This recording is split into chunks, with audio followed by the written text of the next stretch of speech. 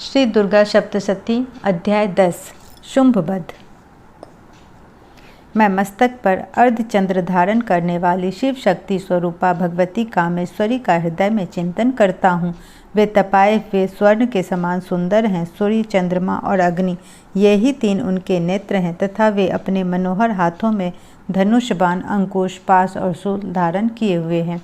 ऋषि कहते हैं, राजन, अपने प्राणों के समान प्यारे भाई निशुंभ को मारा गया देख तथा सारी सेना का संहार होता जान शुंभ ने कुपित होकर कहा, दुष्ट दुर्गे, तू बल के अभिमान में आकर झूठ मूठ का घमंड न दिखा। तू बड़ी मानिनी बनी हुई है, किंतु दूसरी स्त्रियों के बल का सहारा लेकर लड़ती है।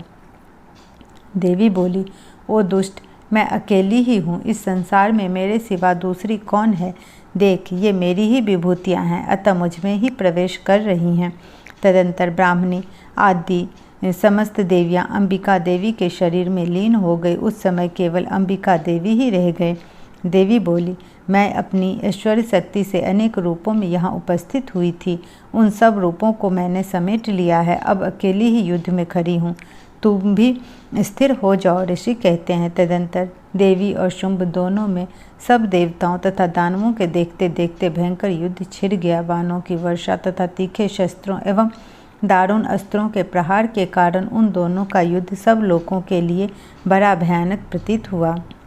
उस समय अंबिका देवी ने जो सैकड़ों दिव्य अस्त्र छोड़े, उन्हें दैत्यराज शुंभ ने उनके निवारक अस्त्रों द्वारा काट डाला। इसी प्रकार शुंभ ने भी जो दिव्य अस्त्र चलाए, उन्हें परमेश्वरी ने भयंकर हुंकार शब्द के उच्चारण आदि द्वारा खिलवाड़ में ही नष्ट कर डाला। तब उस असुर ने सैकड़ों बाणों से देवी को आच्छादित कर दिया। यह देख क्रोध में भरी हुई उन देवी ने भी बाण मारकर उसका धनुष काट डाला। धनुष कट जाने पर फिर दैत्यराज ने शक्ति हाथ में ली, किंतु देवी ने चक्र से उसके हाथ की शक्ति को भी काट गिराया। तदंतर दैत्यों के स्वामी शुंभ ने 100 चांद वाली चमकती हुई ढाल और तलवार हाथ में ले उस समय देवी पर धावा किया। उसके आते ही चंडिका ने अपने धनुष से छोड़े हुए तीखे बाणों द्वारा उसकी सूर्य किरणों के समान उज्ज्वल ढाल और तलवार को तुरंत काट दिया। फिर उस दैत्य के घोड़े और सारथी मारे गए। धनुष तो पहले ही कट चुका था। अब उसने अंबिका को मारने के लिए उद्यत हो भयंकर मुदगर हाथ में लिया।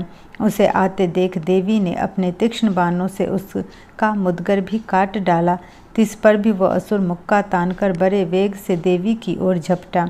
उस दैत्यराज ने देवी की छाती में मुक्का मारा। तब उन देवी ने भी उसकी छाती में एक चांटा जड़ दिया। देवी का थप्पड़ खाकर दैत्यराज शुंभ पृथ्वी पर गिर पड़ा, किंतु पुनः सहसा पूर्ववत उठकर खड़ा हो गया। फिर वह उछला और देवी को ले जाकर आकाश में खड़ा हो गया। तब चंडिका आकाश में भी बिना किसी आधार के ही शुंभ के साथ युद्ध करने लगी। उस समय दैत्य और चंडिका आकाश में एक दूसरे से लड़ने लगे। उनका वह युद्ध पहले सिद्ध और मुनियों को विस्मय में डालने वाला हुआ। फिर अंबिका ने शुंभ के साथ बहुत देर तक युद्ध करने के पश्चात उसे उठाकर घुमाया और पृथ्वी पर पटक दिया।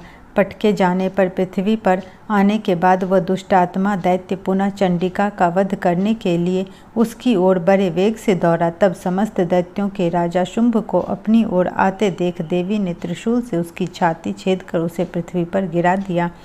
देवी के शूल की धार से घायल होने पर उसके प्राण पखेरु उड़ गए और वह समुद्रों, द्वीपों तथा पर्वतों सहित समूची पृथ्वी को कांपाता हुआ भूमि पर गिर पड़ा। तदंतर उस दुरात्मा के मारे जाने पर संपूर्ण जगत प्रसन्न एवं पूर्ण स्वस्थ हो गया तथा आकाश स्वच्छ दिखाई देने लगी। पहले जो उत्पात सूचक मेघ और उल्कापात होते थे, वे सब शांत हो गए तथा उस दैत्य के मारे जाने पर नदियाँ भी ठीक मार्ग से बहने लगीं। उस समय शुंभ की मृत्यु के बाद संपूर्ण देवताओं का हृदय हर्ष से भर गया और गंधर्वगण मधुर गीत गाने लगे। दूसरे गंधर्व बाजे बजाने लगे और अप्सराएं नाचने लगी। पवित्र वायु बहने लगी। सूर्य की प्रभा उत्तम हो गई। अग्निशाला की बुझी हुई आग अपने आप प्रज्वलित हो उठी तथा संपूर्ण दिशाओं के भयंकर शब्द शांत हो गए। इस प्रकार श्री मार्कंडेय पुराण में सार्वांगिक मनमंत्र की कथा के अंतर्गत देवी महात्म्य शुंभवध नामक 10वां अध्याय पूरा हुआ।